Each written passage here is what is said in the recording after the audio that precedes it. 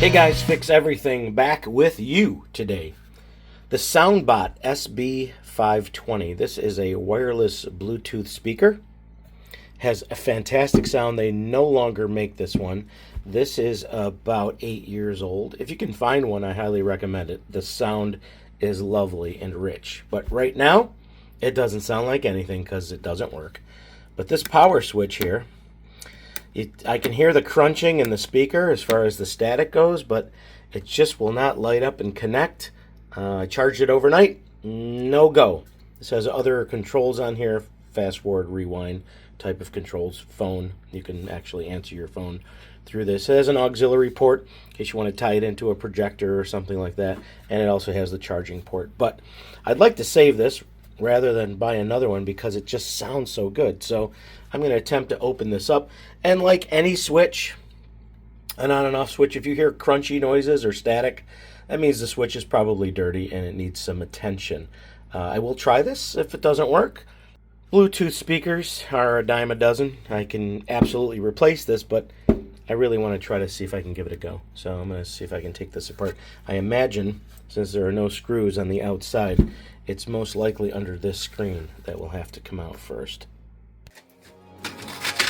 So the first thing we got to do is get this grill off of here. You got to be real careful. I don't want to scratch the surface and make it look terrible, but I'm going to use a very tiny screwdriver like you'd see for an eyeglass. I have a whole set of these, but somewhere I'm pretty sure that this is going to come apart. I'm trying to put the corner of the screwdriver into one of those holes just for some grab. Oh, there it comes too. So you may not have a speaker grill, but there are screws somewhere on the unit. Try looking for those first.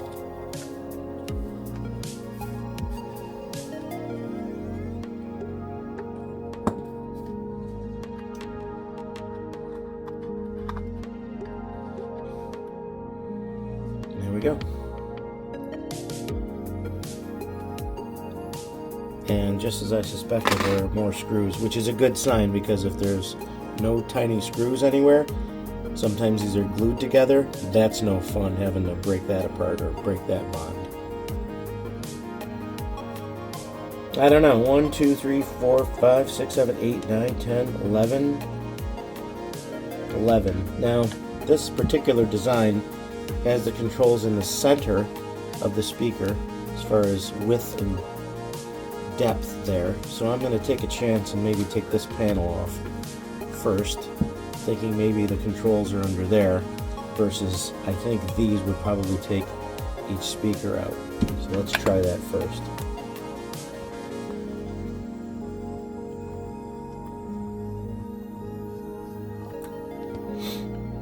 And as always, put these, ooh, that's just falling right off of there.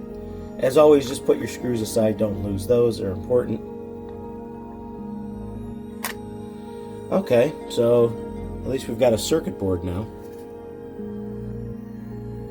And I see 2 more screws here, so let's try those. Getting a little deeper in.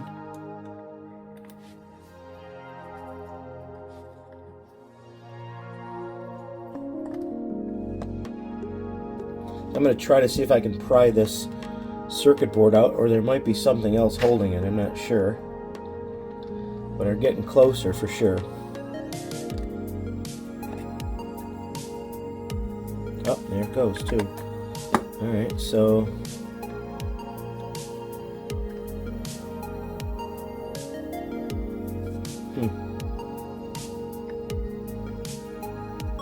just trying to pull up and out here, I think. Okay, yeah. Oh, I see. Okay, so if you look behind here, there are three wire harnesses back here,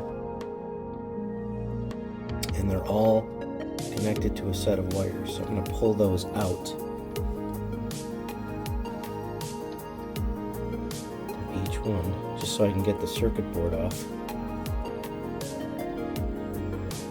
And they just sort of, so you can see it right there. Each one has a harness, and they just pull out. Hopefully your circuit board is similar to this. another one.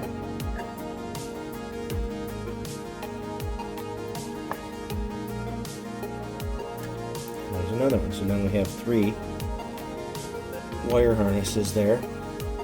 So 1, 2, 3 wire harnesses, and this is the control button board.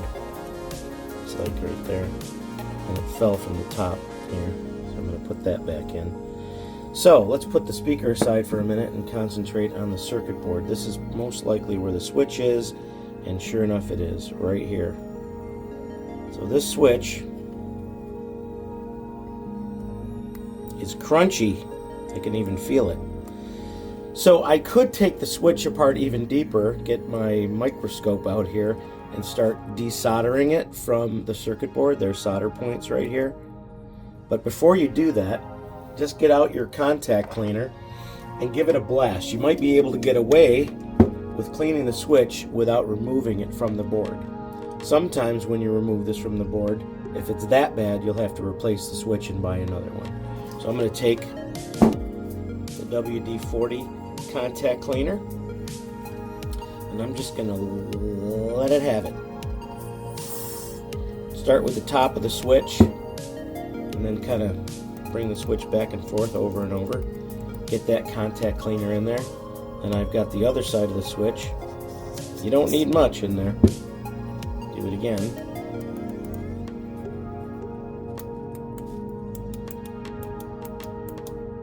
And I notice that there's a hole or a crease in the back of the switch, so I'm going to blast it through there as well.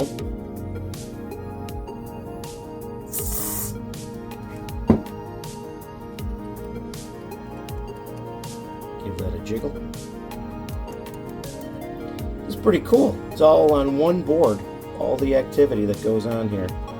3 wiring harnesses and 3 tactile buttons on the top. So just keep working the contact cleaner into the switch. I don't have an air blaster down here, but you can just blow through there and get some of that out. The contact cleaner evaporates very quickly, so we're going to just wait a minute or two. Still working that in there, and then we're going to reinstall it. So before we had our little control pad here, this is going to have to go back, so I'm going to do this upside down so that gravity, oh, and we just lost the switch controller too. So we're going to put this back in. Try to remember which way this went. I think it was this way. Just drops into the holes. It's basically the plastic control button board that presses against the buttons on the circuit board. Now this switch, you can see that. That's what controls the switch on the circuit board. It's just a plastic protrusion that sticks up above the control panel so you can flip it back and forth. Try to remember where that came out of and how it came out. I didn't see it, so I'm just going to estimate you got a 50-50 shot of putting it back in the right way. So this has to somehow drop into the bottom where the other items are here too. There, okay. I think that might do it. So now I guess the trick is to get this circuit board back in the way it came. I know it was this way, but there's the switch has a black protrusion out of the top of it, which fits into the slot of that gray control. And somehow, well, that is going to be tough. I'm going to have to position this gray slider to match the switch. It'd be helpful if you had the switch in the right spot, not on or off, or it'll never go in there. And the rest of these just, I think, fall into place. So I'm going to try and match it up with that controller. No way did that just go in first time. Did it? It did. Look at that. I'm not going to lose that. So it basically rests in there, and then you'll have to kind of tip it forward to get the wire harnesses, which are behind there. Right there. You got to get those back in somehow. Okay, there's one. Click. And the middle one is the black one, and that should plug right back in. You should pull these out a little, stretch them. That'll definitely help.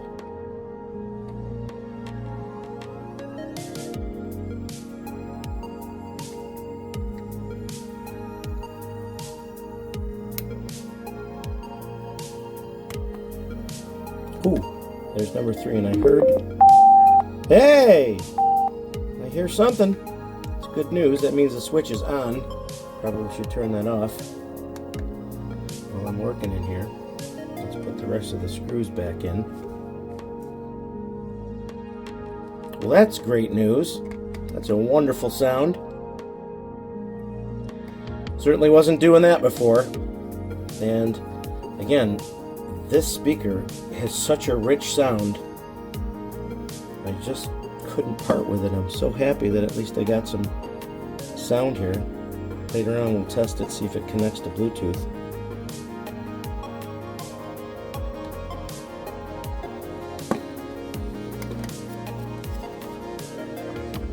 Cover panel. 3 more screws.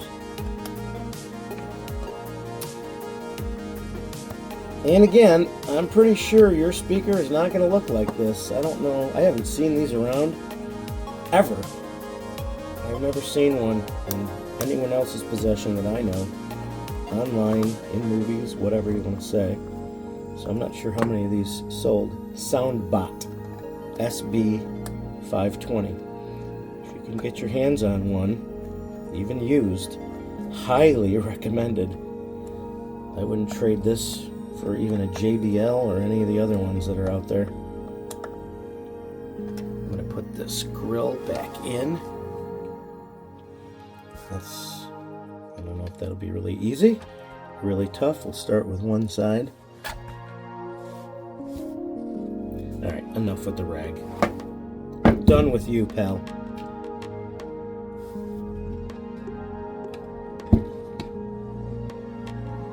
Make sure it's not upside down.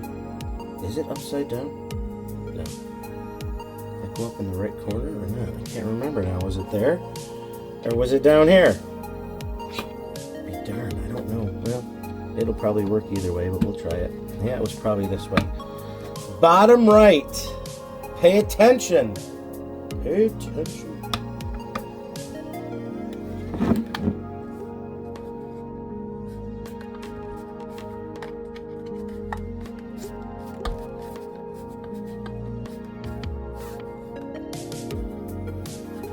Okay, it looks good.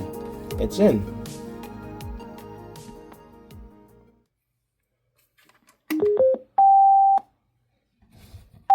Excellent. Wow.